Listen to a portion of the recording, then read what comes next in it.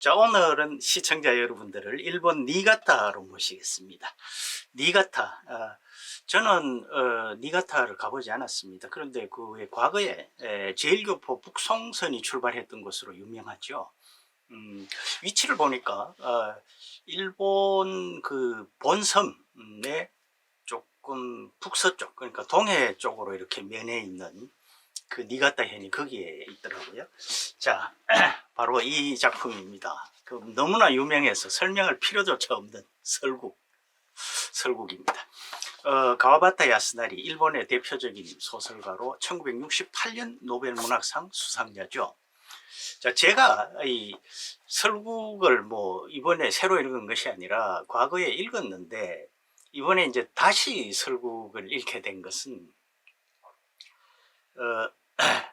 이제 코로나19로 이제 지금 위드 코로나가 이제 시행이 되지 않았습니까? 그래서 해외여행이 자유롭게 되면 올겨울에 홋카이도를 한번 가보고 싶다, 그런 생각을 했어요. 그래서 지금 현재 상황으로 보면 뭐 못 갈 것 같은데 그럴 계획을 좀 했는데, 그래서 이 설국이란 게 생각이 났습니다. 그런데 전에 뭐 과거에 읽었었는데 내용이 뭐 거의 기억이 나지 않아요. 그리고 이 눈이라고 하면은 또 일본에서는 홋카이도 아니겠습니까? 그래서 이 무대가 저는 당연히 홋카이도라고 생각을 했는데 그게 아니라 일본 니가타 현이더라고요. 니가타 현의 에치고의 유자와 온천이라는 곳이 이 소설의 무대입니다. 그래서 니가타가 어딘가 찾아봤더니 그 홋카이도가 아니고 참 동해에 면한 그쪽이더라고요. 자, 어쨌건 그래서 이제 설국이라는 소설을 오랜만에 다시 읽었는데 이 소설은 뭐 동양미의 진수 뭐 이렇게 표현을 합니다. 노벨 문학상 수상 이유도 바로 그런 데 있어요. 그런데 제가 전에 읽었던 게 전혀 기억이 나지 않고 꼭 새로 읽는 것 같은 그런 느낌이 드는데, 다 읽고 나니까 이제 그 과거에 읽었던 기억이 좀 납니다. 그건 무슨 이야기냐 하면은, 자, 이 소설은 사실은 특별한 스토리가 없습니다. 뭐 특별한 스토리는 물론 있죠. 그런데 뭐 소설에서 우리가 흔히 기대하는 아주 극적인 그런 스토리가 없어요. 그냥 잔잔하게 그 유자와 온천 그 일대의 어떤 그 자연 풍경, 또 눈 오는 풍경, 겨울 풍경, 이런 것들이 잔잔하게 그려지면서 그 주인공 등장 인물들의 어떤 그 뭐랄까요, 그 뭐 심리랄까요, 이런 것들도 뭐 그렇게 심각하게 묘사가 되는 것이 아니라 그냥 평이한 일상처럼 이렇게 묘사가 될 뿐입니다. 아마 그래서 제가 기억을 못한 것 같습니다. 자, 그런데 이 소설 첫 문장이 참 멋있어요. 국경의 긴 터널을 빠져나오자 눈의 고장이었다. 밤의 밑바닥이 하얘졌다. 신호소에 기차가 멈춰졌다. 멈춰섰다. 죄송합니다. 어떻습니까? 저는 처음 읽었을 때는 어땠는지 모르겠는데 이번에 읽으면서 첫 문장에 이 아주 참 뭐랄까요, 그 길게 묘사를 해야 될 것을 아주 짧은 문장으로 이렇게 탁 묘사를 해서 그 그림이 딱 그려지는. 그래서 어떻게 보면 왜 일본이라는 나라가 그 사람들의 문화가 뭔가 이렇게 뭐 다른 것도 여러 가지가 있지만 그 아주 단순미를 또 추구하는 그런 측면도 있지 않습니까? 간단하게 뭐 일본의 그 단 몇 줄로 뭐 하는 그 뭐라고 합니까? 단가 뭐 그런 거. 그래서 바로 그런 느낌을 받았습니다. 그래서 여기서 이제 국경이라고 하는 것은 사실은 국경이라기보다는 이 니가타 현과 군마 현 사이 그 경계를 말하는 거예요. 그러니까 사실은 뭐 우리 식으로 말하면 도계 정도 되는 거죠.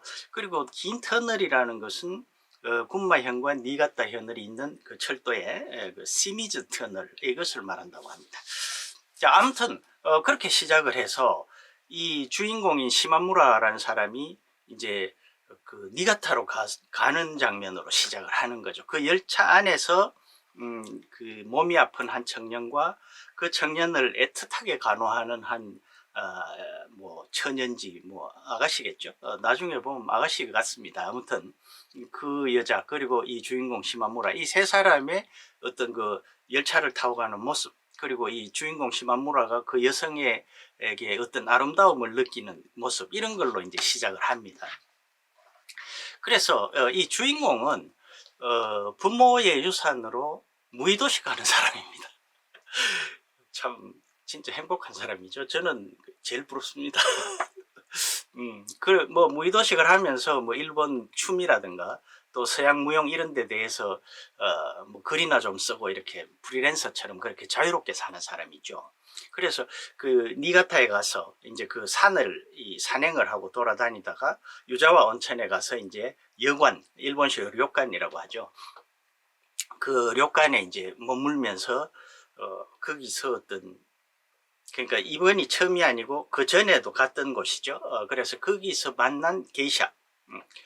뭐 글쎄요, 창녀라고 하기는 그렇고 또 기생이라고 하기도 그렇고 뭐 그런 거 있죠. 창기 모르겠습니다. 아무튼 그 게이샤. 그 여성을 불러서 같이 이렇게 지내는 그 모습이 쭉 묘사가 돼 있어요. 그런데 참 특이한 것이 그 여성 그러니까 게이샤라는 그 게이샤와 이 주인공은 묘한 어떤 인격적인 교감을 합니다. 그래서 그런 어떤 교감 그러니까 이 여성이 다른 손님을 접대하면서 술을 마시고 또 여기 와서 이 사람 방에 와서 이 사람한테 또 자기 마음을 풀어놓는다든가 그러면서 무슨 뭐 애정의 어떤 복잡한 애정 관계라든가 이런 게 있는 것이 아니라 그런 담담한 일상에서 게이샤의 일상과 이 유유자적하는 사람의 일상이 중간중간 이렇게 교차하면서 서로의 뭐 사랑이랄까요? 뭐 그 사랑이 크게 뭐 열정적이고 애틋하게 묘사되지는 않습니다. 그러나 어쨌건 그 서로의 마음을 주고받는 이런 것들이 이제 그 니가타현 유자와 온천의 여러 가지 자연 풍경과 함께 아주 서정적으로 묘사가 되는 거죠. 그래서 서정소설이라고 합니다.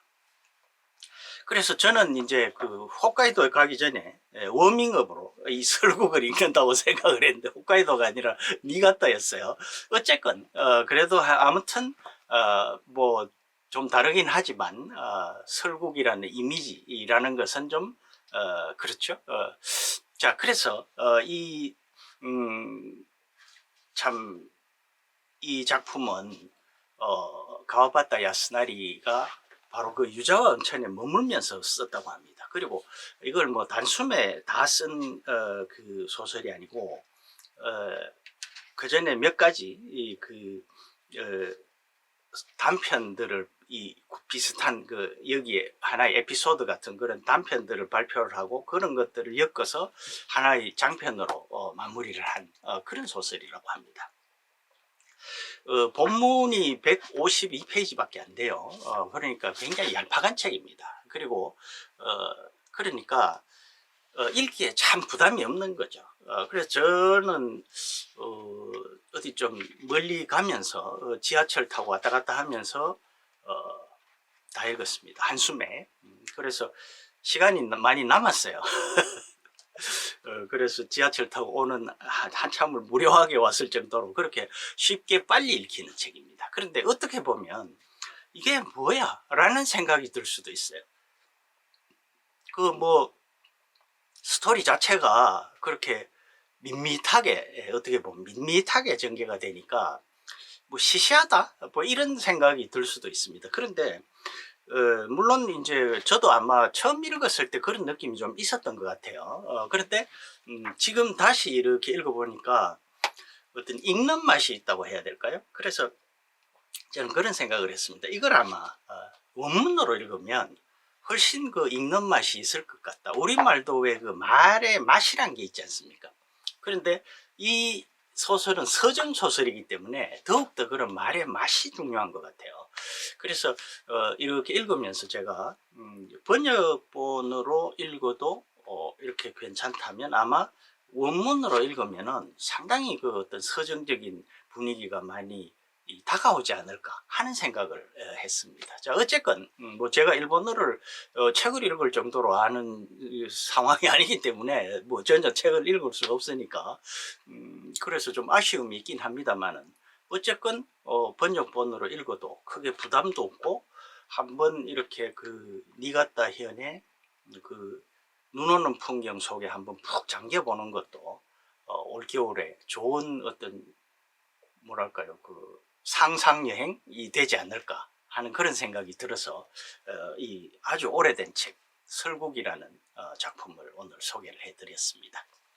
끝까지 시청해 주셔서 대단히 고맙습니다.